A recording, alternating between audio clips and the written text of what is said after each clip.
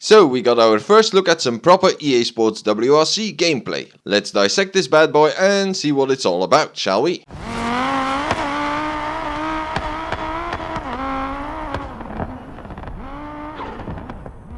Hi, my name is Sim and welcome to Sim's Racing. Today I'll go over the EA Sports WRC gameplay first look video released earlier this week, picking out some of the things I like and don't like. Now you might be thinking, this is the video we've been waiting for, he's finally going to sink his teeth into the physics model. Well, sorry to disappoint you, but I won't. However, that's not to say I won't discuss a few bits and bobs when it comes to the physics, but I won't look at every single movement of the cars and tell you what's what. As I've mentioned several times before, I won't dig deep into the game's physics model until I've had a proper hands-on experience. The thing I've noticed when watching the video is that they've put most of the emphasis on 3 vastly different locations in various seasons, weather conditions and times of day, as well as showcasing some of their camera angles, which is something I really like. So my main focus will be on those aspects. However, after each of the 3 locations I will add a few of my thoughts when it comes to the physics though, basically pointing out elements I need to remember looking out for once I have a proper go myself. And if at a certain point you feel like I'm hating on the game, ignore that thought. I'll zoom in on many things, but in the end most of them are minor details. Regardless, as a whole the game itself will still be tremendous. So without further ado, let's take a look at the first clip where we can watch the Skoda Fabia RS Rally 2 on one of the Estonian stages. Now my brain immediately went, whoa, what's happening here, as the image is quite wobbly due to water drops covering the whole camera lens. I hope it's not going to be like this each time it rains, because it's actually making me slightly nauseous. I also noticed that once snowflakes hit a certain object, such as the car or the ground, they simply disappear. This suggests that seasons merely have a visual purpose and don't have much of an effect otherwise. What's interesting when we jump on board is the fact that they are showing off some extreme conditions right from the start. It's a winter morning in wet snowy weather with the addition of a thick fog.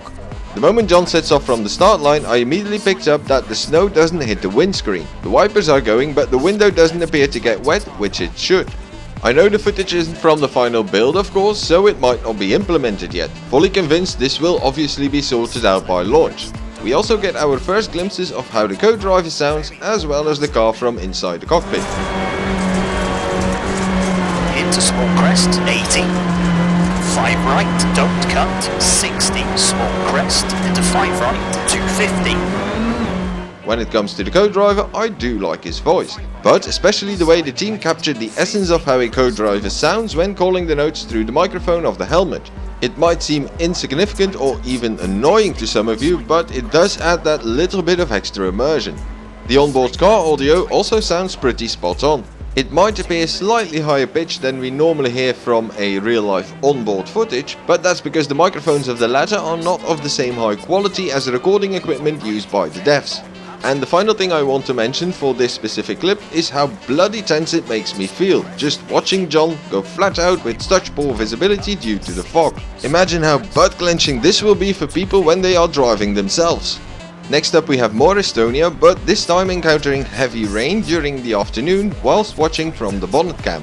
Here we have a clearer view of what Estonia will actually look like. What immediately comes to mind is it appears to be a mixture of Finland and Poland with a little bit of Wales sprinkled on top. In the first clip it was a bit difficult to see what the surface degradation was like, but here we can see that he's probably running first on the road or very early in the running order. A bit of a shame, because I really would have enjoyed seeing some footage showing off a rough and more degraded surface. 200.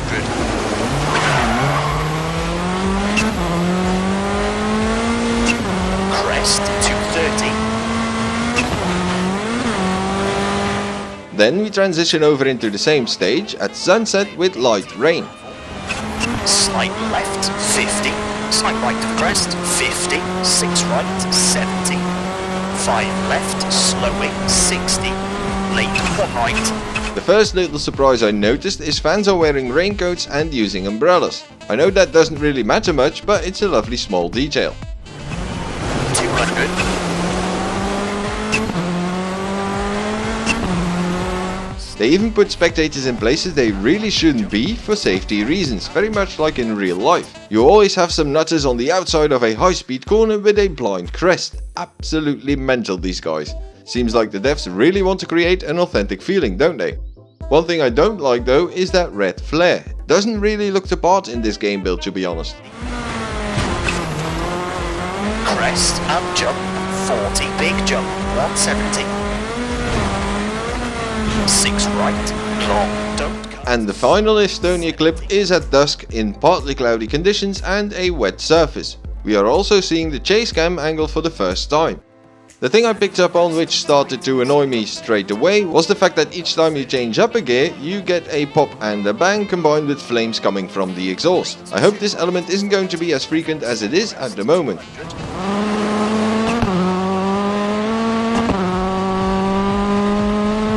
Slight left, 150. Before moving on to the next location, I will add a few overall comments first. Number 1 is completely down to personal preference, but I do like the lighting. Despite knowing YouTube's video compression doesn't exactly help show off the graphics and lighting, I'm fairly content with the way everything looks. Secondly, the sound effect of the car landing after a jump should be a bit more muffled. Jump, 140. That doof sounds too loud and would need to be dialed back in my opinion. And for smaller jumps it shouldn't even be heard at all. And lastly, a couple of aspects I noticed in regards to the car and its movement. Again, these are things I point out to focus on when I eventually drive myself. The Fabia appears to have either a bit more weight to it or the center of gravity is a tad bit lower. Having said that, it could also be due to suspension improvements. The most modern rally cars have suspension setups which can soak up big impacts very nicely. That's especially noticeable when the car lands after a big jump. For me, that's a good thing, by the way. The final element I'd like to mention has to do with grip levels. Each of the clips we've seen so far shows the car driving first or very early in the running order on pretty much soaking wet gravel. And we all know that's when the surface is at its slippiest.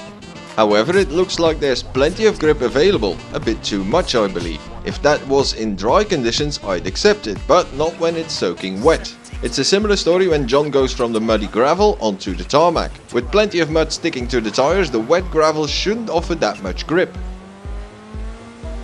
Now let's move on to the big one, tarmac. We can see Lappi's Hyundai i20 Rally 1 on the start line of a Japanese stage in dry, overcast, wintry conditions. The first detail where I went, oh wow, look at this, which is most likely completely irrelevant for you guys, is the 3D models of the rear lights and the refraction caused by the glass cover. When the camera rotates you can really see it. That's cool.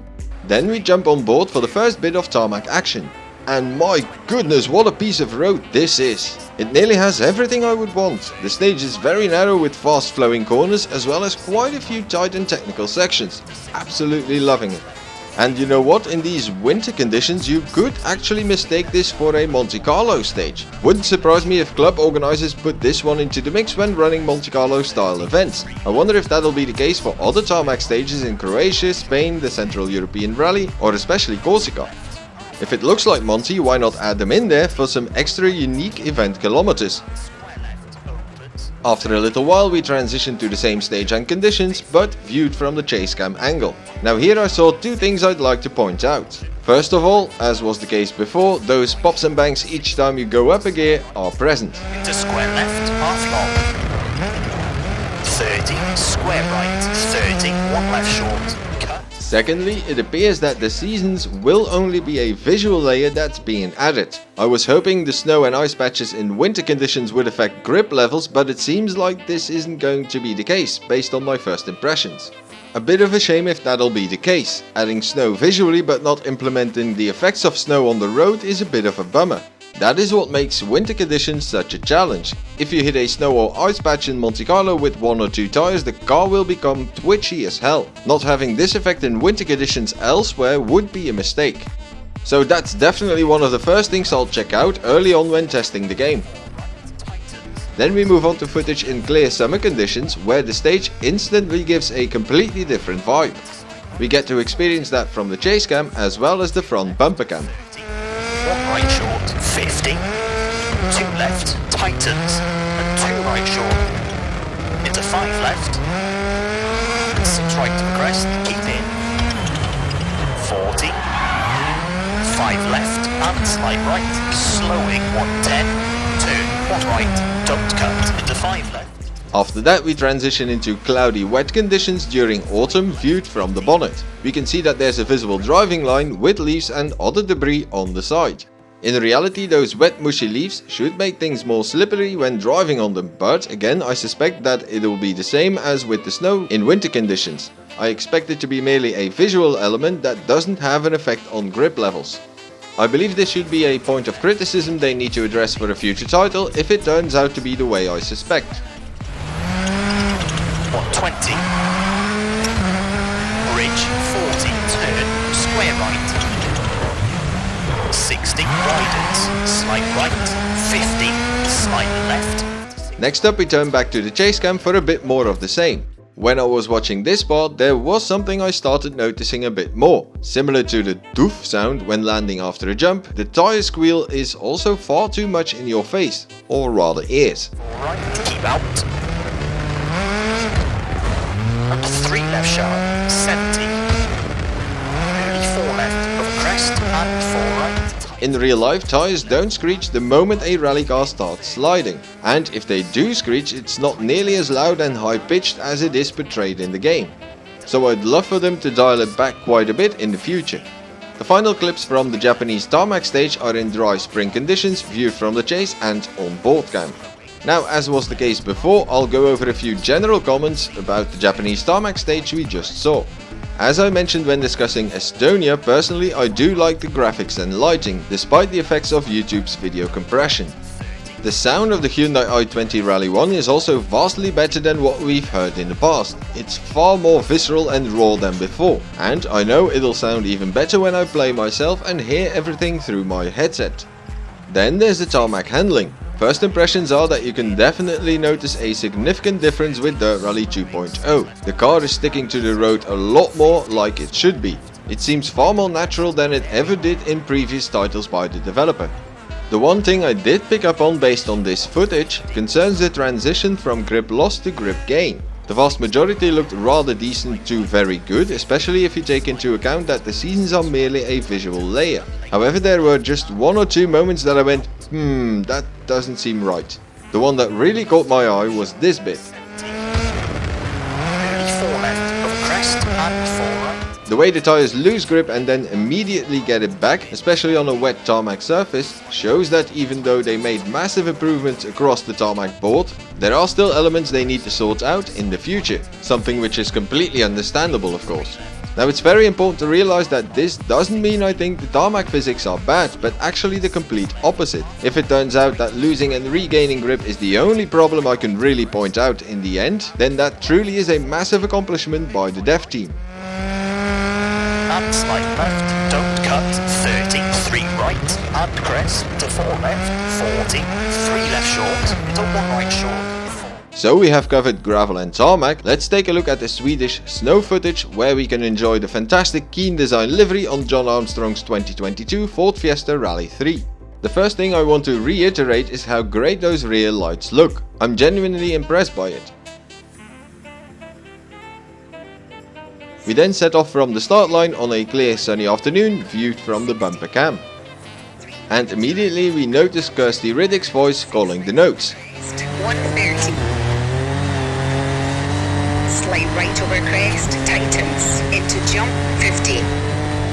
In the past I've always selected the male co-driver, but I do love a Scottish accent and Kirsty did a really good job, so I'll definitely switch between both of them over time. The stage itself looks pretty good too. There's not too much surface degradation here either, so when I get the chance to play I'd look into how rough things can really get here. Same goes for gravel events by the way. The car audio is absolutely on point as well, which isn't really a surprise. Something I do like is how you can see the various ice patches glinting in the sunlight. We have clear conditions again, but this time at sunset, followed by more of the same at dusk and night. Opens, 30, 2 right short, 40, 5 right, half long, into bump, and slight right, into right over crest, 120. Now when it comes to some general aspects from the footage of Sweden, most of it has been mentioned before. Graphics and lighting are more than good enough for me and the car behaves as I expect it would. The only thing I will add, which surprised me a bit, was the fact that the doof sound after landing a jump isn't really noticeable here. It's actually the way I want it to sound across the board.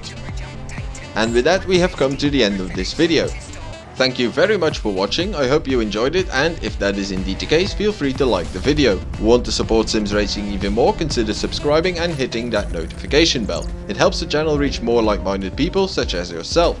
Enjoy the rest of your day, good luck and goodbye.